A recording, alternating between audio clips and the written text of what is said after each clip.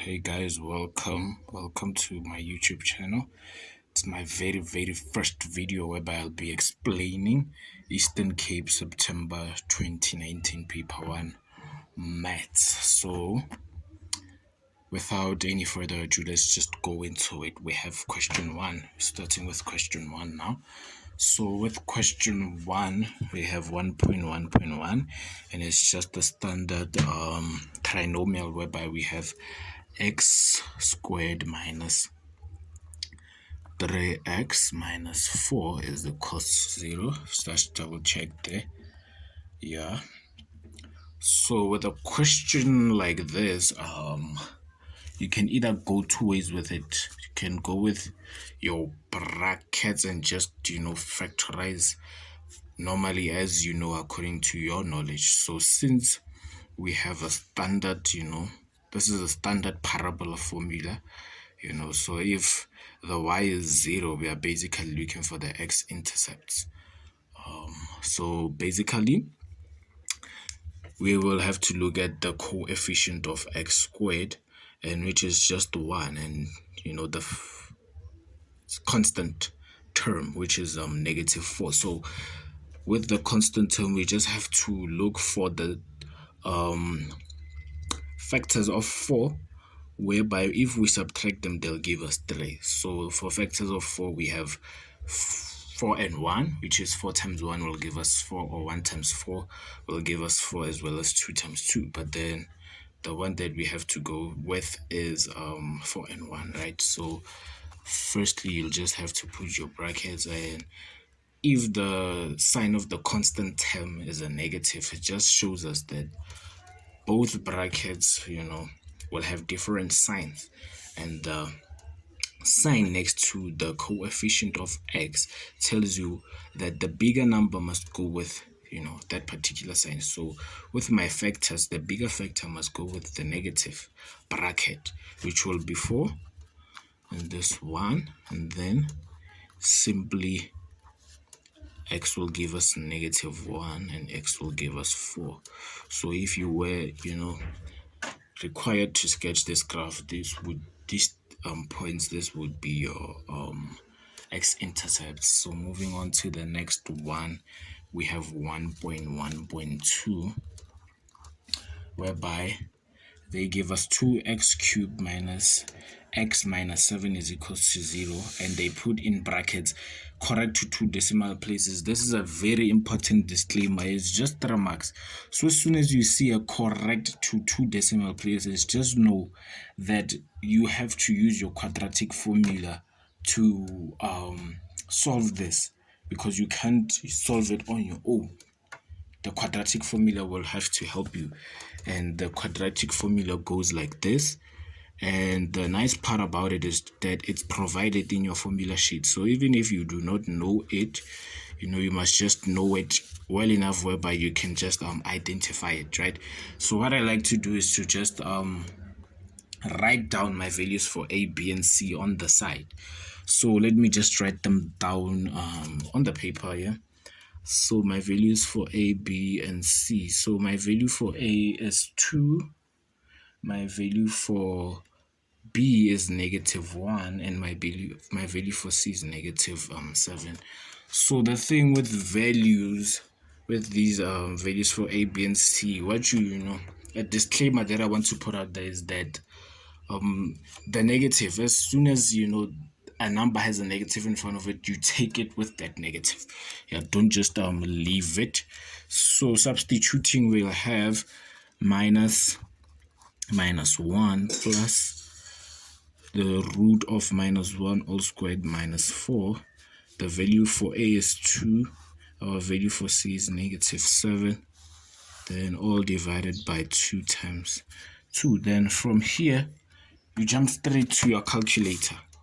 From here, you just go straight to your calculator and punch everything in. Let's see that fraction button there. Then we'll have minus, let me just position my camera nicely, minus 1 plus the square root of minus 1 all squared minus 4 times 2 times minus 7, all divided by 2 times 2. Let's just double check. Minus 1 plus minus 1 all squared minus 4 times 2 times minus 7 over 2 times 2. Yeah, that seems correct. Then the first value is 2,14, or our second value, when we punch in a negative there, let's see what we get. We get a negative 1,64. So those are our two values. That's just how you go with it. And even the first one, you could use your quadratic formula and you would still get negative 1 and 4 for 1.1.1. Then moving on to 1.1.3, this is a question that has something to do with exponents. So we have 5 to the power of x plus 1 minus 5 to the power of x is equals to 2,500. So looking at this one is actually a nice one. It's actually a nice, question to deal with, because the thing that I can see first of all is that I have a common factor, because I have a negative sign. So I have two terms on my left hand side, so they are divided by this negative sign. So I have two terms, right? And I have a common factor, which is 5 to the power of x. So I can take that and just factorize and see what I end up with. So when I take out a common factor of 5 to the power of x, I get left with 5 to the power of 1. And then I have to keep the negative sign.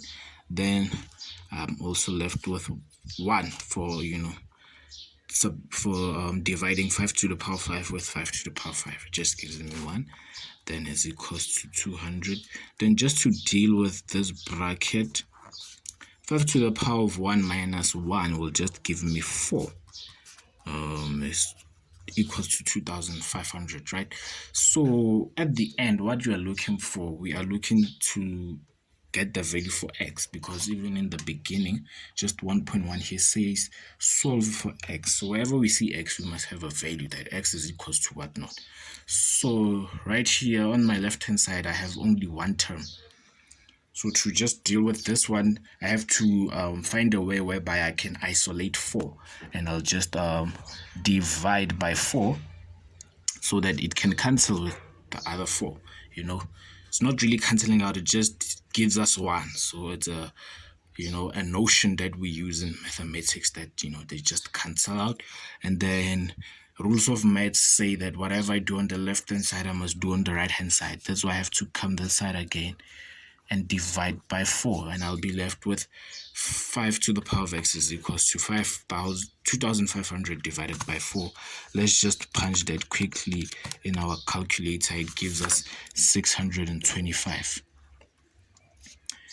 Then from here, we just have to deal with whatever we have here. And moving forward, you can see, if you can see it with exponents, it's either we have to get our bases to be the same, whereby we have to have a base of 5 this side and also have a base of 5 this side. If that's the case, we'll have to just equate the exponents. So let's look for that case first. So another way that 625 can be written in terms of 5 will just be 5 to the 4th power, or just 5 to the power of 4, and it's still 625. Punching it in the calculator just gives you 5 to the power of 4 gives you 625. And once you're here, your bases are the same, so you can just drop your exponents, whereby you'll have x is equals to 4. Right? Then that was that one, pretty not so difficult. 1.1.4. Let's look at 1.1.4. We have x minus 3, close bracket, x plus 1, then is less than, all of this is less than 12.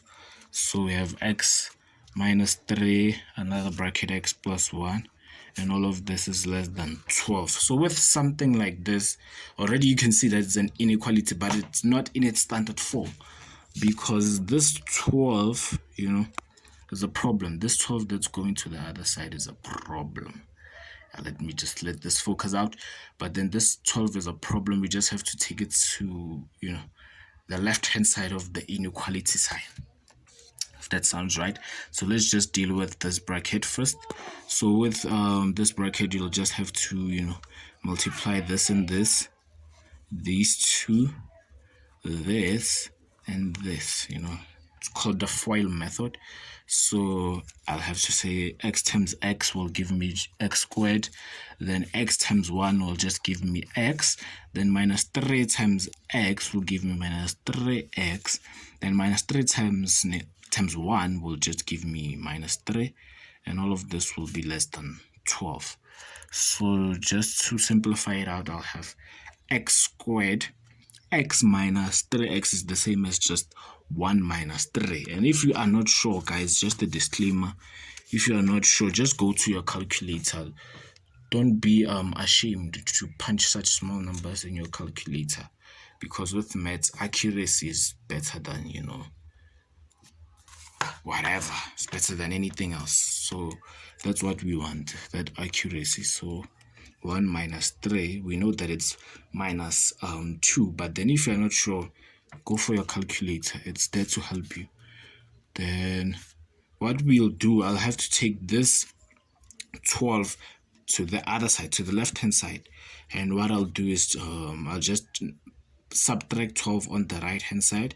And what I do on the left, I do on the right. So I'll have minus 12 is less than 0. Then just to simplify it out even further, I'll have minus 3 minus 12, and it will just be minus 15. So all of this must be less than 0. This is my graph now. This is your graph. As I said, it's a parabola. It's a parabola because its highest power is a square. So from here, what's left is just to get your critical values. So when you get your critical values, you are basically going to have to factorize. So your critical values represent your x-intercepts, right? Your x-intercepts, or what is known as your roots of your equation, but we'll deal with that when we get there. But then, yeah, just looking at it quickly, we'll have x and x on this side. Since my sign, the sign next to my constant is negative, it just means that both of my signs will be different. So just look at what I'm looking for here. I am looking for factors of 15, whereby when I subtract them, they will give me 2. So already, I'm pretty sure you have it in mind. It's just 5 and 3, because 5 multiplied by 3 will give you 15, and then 5 minus 3 will give you 2. And your bigger factor must go with the negative. So I'll have 5 this side, 3 this side. Then I'll have x is equals to minus 3, or x is equals to 5. But then now I've changed from the inequality sign to just an equal sign. So from here, you just have to mention that, I'm not really changing my signs. I was just looking for my critical values. So that's what CV stands for. It stands for critical values. And guys, yes, kindly follow me. Here's my IG handle, Tsebos _ Tutoring Academy. If you're looking for, study motivation and all those stuff, just follow me on Instagram. But then continuing, have to draw something like, a parabola. I was actually quick to draw that, but let's see. I'm actually safe because looking at my standard graph or my standard equation, my value for a is positive, meaning my graph will have to be smiling. So I'm safe now. Then I'll just have to, mention my factors. So what I'll do is just go here and have a -3 and have a 5. And then we go back to the standard one that we had to work out. So basically, one thing that I want you guys to understand is that when we are dealing, when you have this x squared minus 2x minus 15, this whole thing represents your graph. So when it's less than 0, it means wherever your graph is negative. And going back to the visual, representation of what we had on the previous page, your graph is negative below the x-axis or the x-axis. So here, wherever you see me, underlining as where my graph is negative. So that's what the inequality is looking for in the first place. So I have to represent it in, mathematical notation. So I can see that my graph will be less than 0 or will be negative between -3 and 5. So I have values in between. I have -2, I have -1, I have 0, I have 1, 2, 3, 4 until 5. So between -3 and 5, that's where my graph will be. I have a very good, method that I use to just remove these things. So if my graph is in between two values, I put it in the middle, and according to the sign is just a less than. So I'll have, less than, then I start with the smaller number on the left, then the bigger number, then you're done. Voila, this is the answer. In most cases, it will score you 2 marks. So yeah, you can't go wrong. It says solve the following equations simultaneously.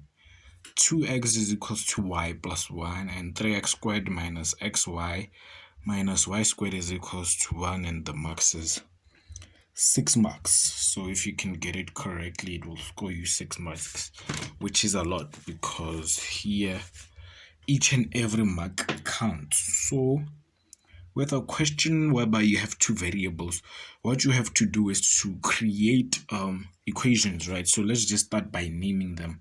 So just basically taking the first one, which is 2x is equals to y plus 1, and naming it equation 1. Then moving on to the next one, which is 3x squared minus xy minus y squared is equals to 1. Then we will name this equation 2. And from here, we will have to create another equation from our equation 1. So we'll just have to just rename it and make y the subject of our formula. In other words, meaning to isolate y. So to isolate y, you just have to take this one to the left hand side, and to take it to the left hand side, you just have to subtract by 1 on both sides, and we will end up with something like y is equals to 2x minus 1, and this will name it our equation 3. So we must substitute equation 3 into the second equation. Since we changed the first equation to obtain the third equation, we have to substitute. Now we are coerced to substitute this third equation into the second.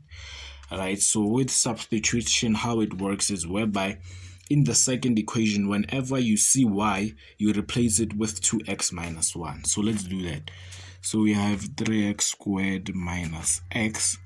We have a y, so we'll name it 2x minus 1 minus 2x minus 1 all squared is equals to 1. Then we'll have 3x squared minus, now we just have to distribute this x into the brackets. So negative x multiplied by 2x will give us negative 2x squared.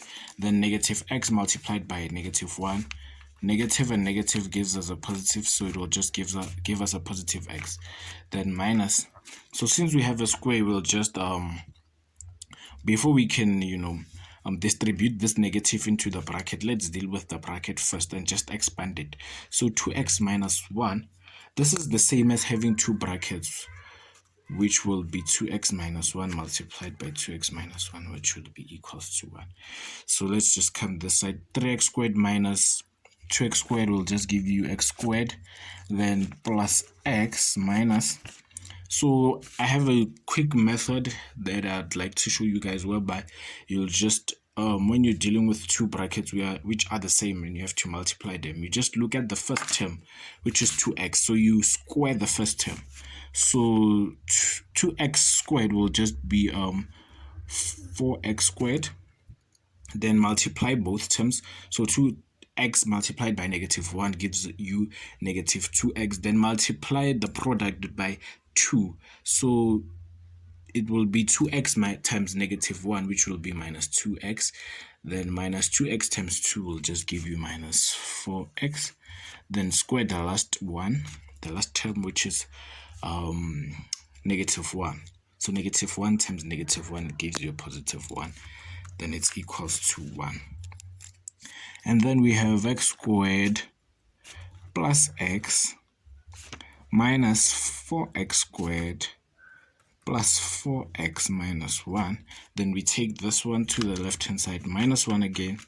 Then everything will be equated to 0. Then now we just a matter of putting like terms together. So x squared minus 4x squared will just give us -3x squared. Then x plus 4x will give us 5x. And then -1 is just -2. So since our first term is a negative, from here what we can do is you can just run straight to the quadratic formula. But what I'd like to do is just to take out a common factor of -1, so that my coefficient of x squared is a positive number. So I'll be left with 3x squared minus 5x plus 2 is equals to 0. So now my trinomial is just 3x squared minus 5x plus 2, and everything here is just equal to 0. So with here, you can, just run straight to your quadratic formula. But with these factors, I just look at my coefficient of x squared and I look at my constant term and I list the factors. So since it's my factors of just 2 and 1, of 3 and 2 is just, small factors. So it's something that you can deal with. So after I've named my factors, let me have my brackets here equals to 0. So the method now is to, factorizing something like this. You are looking for both factors, whereby if you cross multiply them, and you add them together, they'll give you -5. So I'll just look for 3 times 1 is 3, then 2 times 1 is 2, right? So 3 plus 2 gives me 5. Then bingo, I found my factors. These guys will give me 5, right? So the thing is that cross multiplied. Then when you name them, you just name them accordingly, like straight. When you put them in your brackets, that's what I mean to say. So x, and then 1, and then 3x, and then 2. Then now you put in your things, your signs. And since my constant term has a positive sign, it means both sides will be the same, and it will be 2 negative signs, right? So I'll be left with x is equals to 1, or 3x is equals to 2, and x will eventually give me 2/3. So these are my values for x. Let's go to the y values. So with y, the third equation helped me, because now I can just substitute my y value into the third equation. So I'll just go like 2, y is equals to 2 times 1 minus 1, or y is equals to 2 times 2/3 minus 1. So y will give me 2 minus 1, which is just 1. And then y, the side, will give me 2 times 2 is 4/3 minus 1. So we just have to punch this quickly. 4/3 minus 1. Nope, making a mistake. Minus 1 is 1/3, right? So this is how you go about it. Then again, just follow me on Instagram at Tsebos Tutoring Academy. Let's move on to the last question of the day today, which is 1.3. Follow on IG, Tsebos Tutoring Academy. So moving on with the last question for today, it says given that f of x is equals to -2, is equals to x squared minus 2px plus 8 minus 2 plus 2p, I mean, has two equal roots, and p is a negative number, p is less than 0. Determine the coordinates of the turning point of h is if h of x is equals to f of x minus 3. Okay, that's a nice one. Gives you 5 marks. It can score you 5 marks if you get it correctly.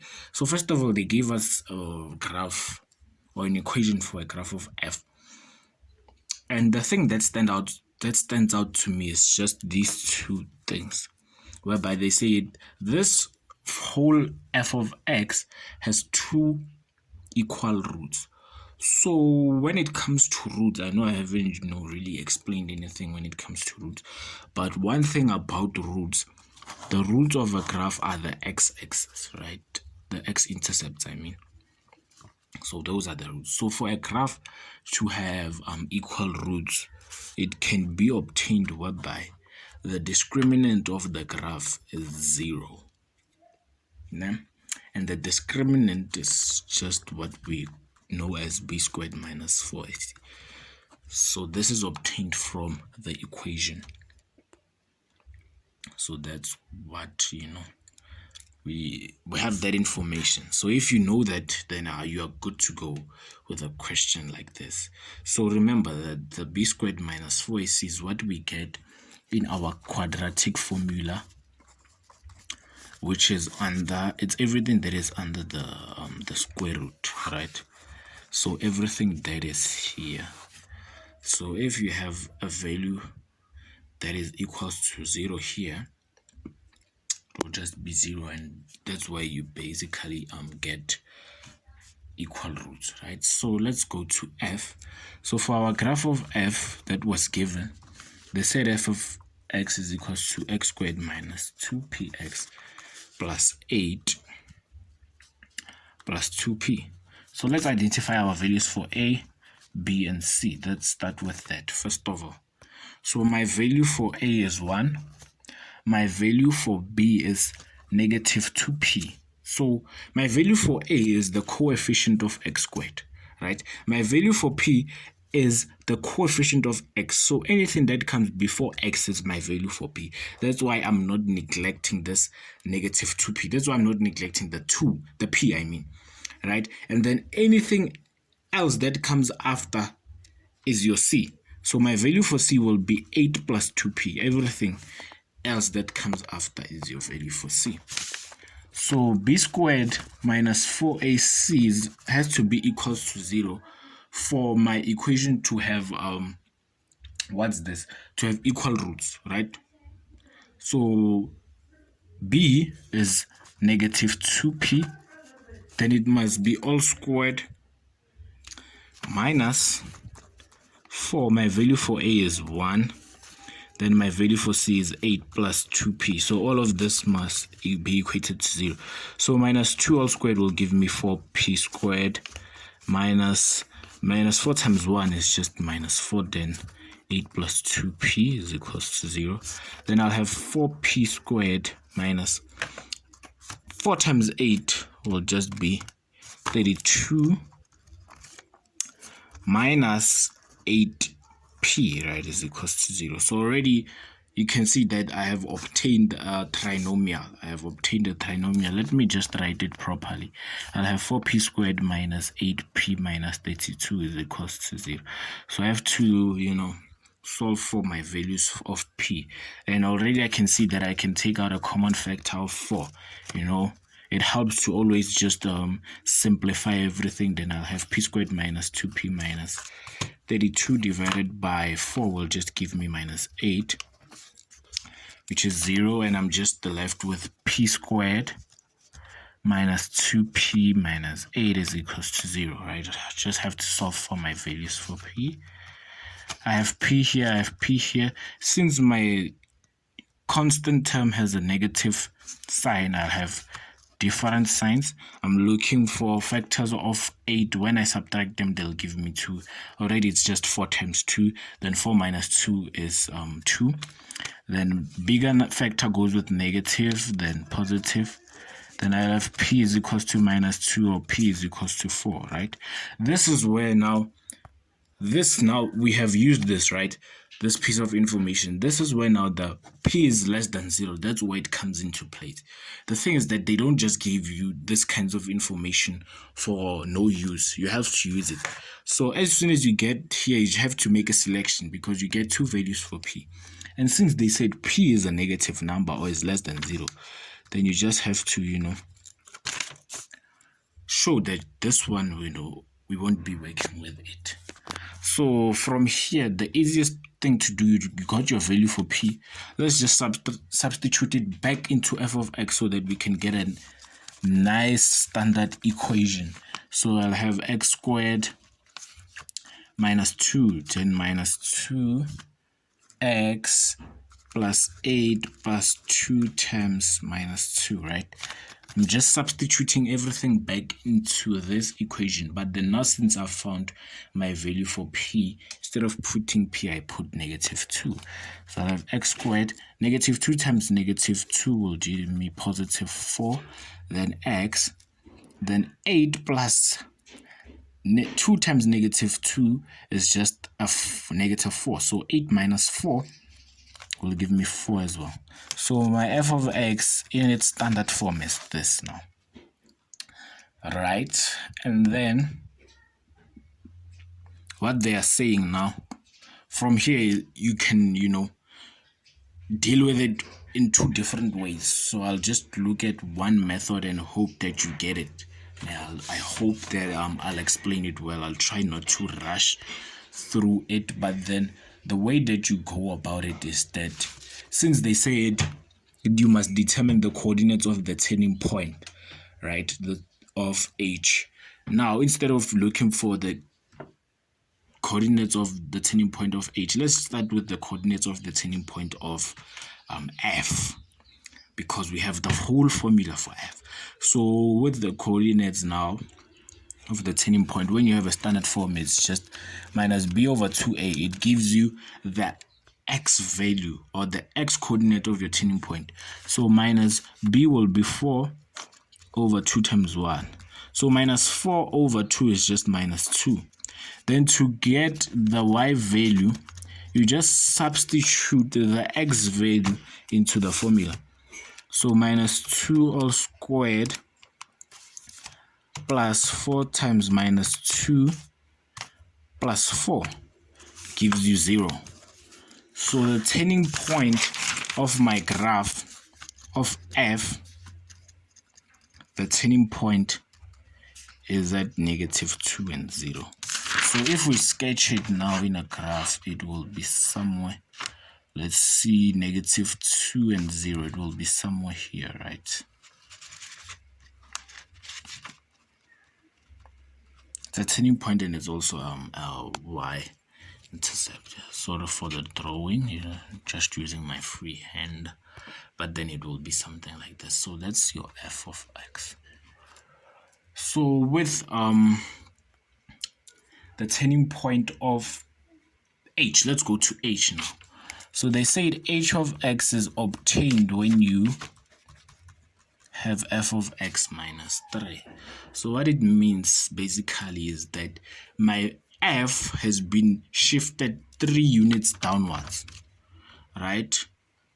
So for my f to be shifted 3 units downwards, it would mean that my y coordinates of f, each and every y coordinate of f, I'll just have to subtract negative 3. So going back to my turning point of f, which is minus 2, right? And 0. So it's the y coordinates because we are moving vertically.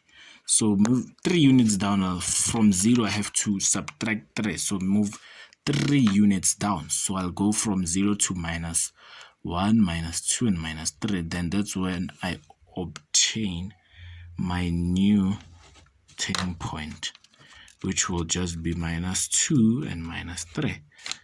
So minus 2 and minus 3. So this is my turning point of h now. And that was it.